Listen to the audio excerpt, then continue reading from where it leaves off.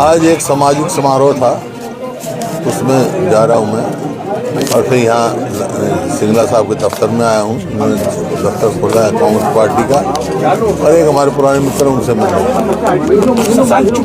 अच्छा, एक मामला चल रहा था यूजीसी का लेकर जिसमें सुप्रीम कोर्ट ने रोक लगा दी।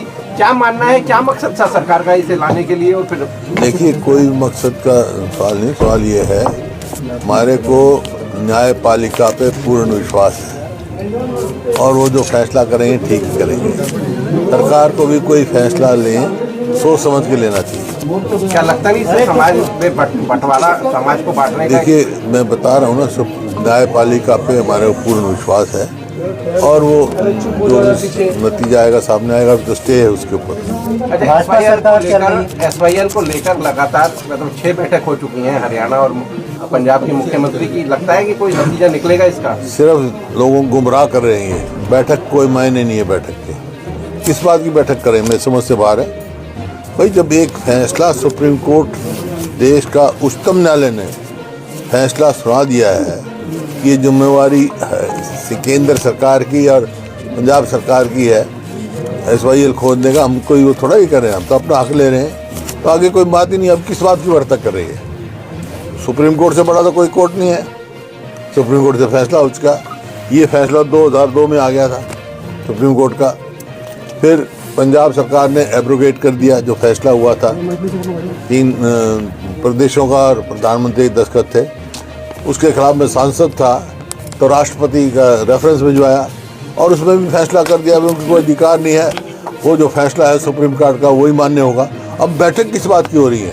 सिर्फ लोगों को गुमराह कर रहे हैं। हुड्डा साहब, क्या कहना चाहोगे मनरेगा का नाम चेंज कर? एक मिनट समझे नहीं, इसका मैंने असेंबली में भी कहा था जब ये 2004 में रेफरेंस हुआ, उसका फैसला 2016 में आया कांग्रेस के इसके हरियाणा के इसमें। उस समय अपना उस समय के मुख्यमंत्री खट्टर साहब थे, श्री मनोहर लाल खट्टर थे। तो उस समय उन्होंने मीटिंग बुलाई थी, सर्वदलीय मीटिंग, मैं भी गया था। तो उस समय ये फैसला हुआ था कि राष्ट्रपति से मिलेंगे जो फैसला इम्प्लीमेंट कराने के लिए और प्रधानमंत्री से मिलेंगे। प्रधानमंत्री से मिलने आने की जिम्मेवारी खट्टर साहब की थी। राष्ट्रपति के तो हम मिल लिए, प्रधानमंत्री जी तो आज तक नहीं मिले।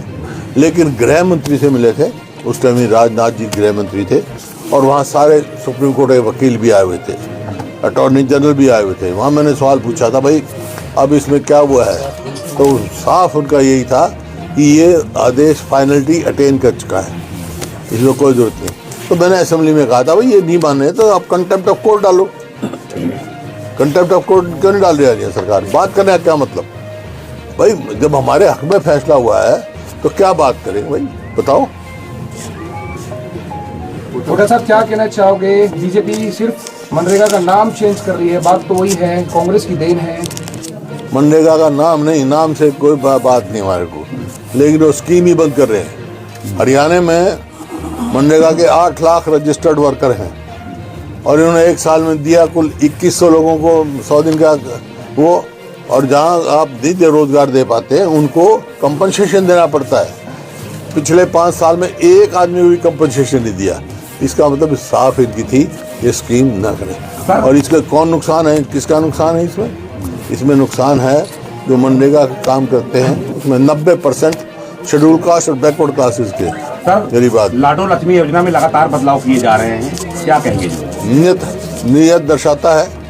कहा था सबको देंगे 18 से लेके 60 साल तक, उसके हिसाब से 2 करोड़ 13 लाख हम बीपीएल में थे, तो 85 लाख महिलाओं को मिलना चाहिए ना।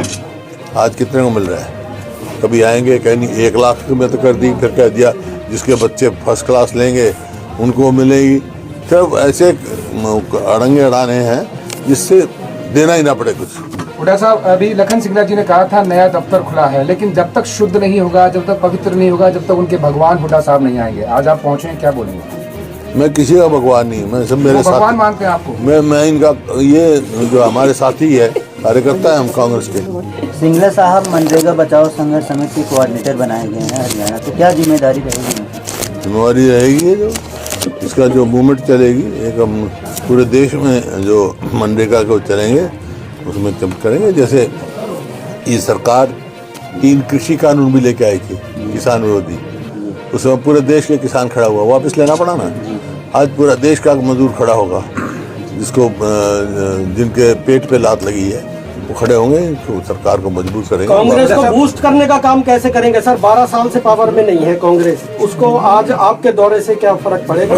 लोगों का जनहित की आवाज उठानी है, लोगों की समस्याओं के साथ, लोगों की जो समस्या है उनकी आवाज उठाएंगे, लोगों के साथ खड़े हैं और उनकी लड़ाई लड़ेंगे। हुड्डा साहब, आप जैसे बोला कि मनरेगा खत्म करने की कोशिश है, तो क्या मकसद है सरकार का कि सिर्फ कांग्रेस की स्कीमों को टारगेट करना है या गरीबों को भी टारगेट करना है? गरीबों को ही है नुकसान। तो भाई लाभार्थी कौन थे? लाभार्थी मनरेगा में 90% शेड्यूल कास्ट और बैकवर्ड कास्ट थे, तो उनके पेट में लात लगेगी ना। सिंगला साहब, युवाओं में और सभी में बड़ा जोश दिखाई दिया, क्या कहिए?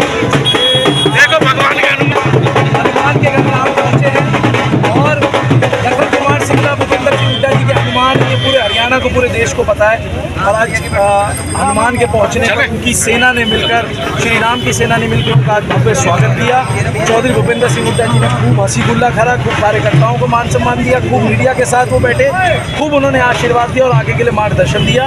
इसी के लिए आगे जब टेंट लग रहा था, अनुमान लगाया जा रहा था कि पता नहीं क्या होने वाला है नीतीश जी, लेकिन विभिन्न चर्चाएं की गई अपनी विधानसभा को लेकर, प्रगति को लेकर, क्या कहिएगा?